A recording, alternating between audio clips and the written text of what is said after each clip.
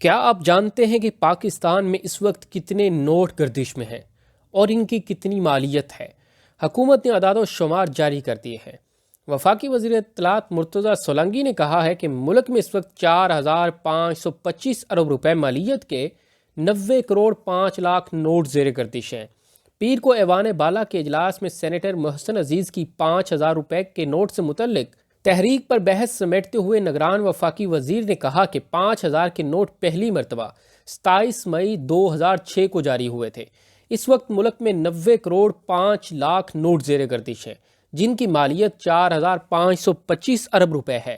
انہوں نے کہا کہ اسٹیٹ بینک جو بھی کرنسی کے نوٹ جاری کرتا ہے یا پھر ختم کرتا ہے وہ باقاعدہ قانون کے مطابق ہوتا ہے۔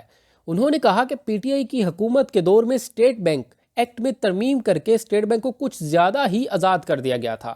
یہ بنیادی اقتصادی پالیسی کا معاملہ ہے۔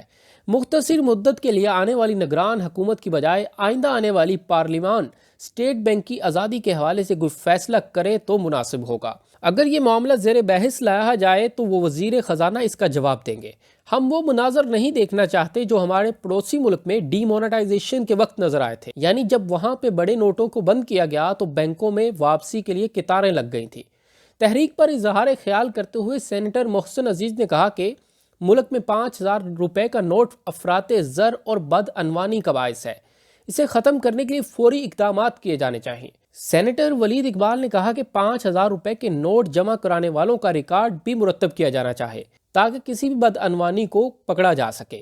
تو آپ اس پر کیا رائے رکھتے ہیں کہ کیا 5,000 کے نوٹ بند کر دیے جانے چاہیے یا جاری رہنے چاہیے؟ کمنٹ باکس میں ضرور بتائیے۔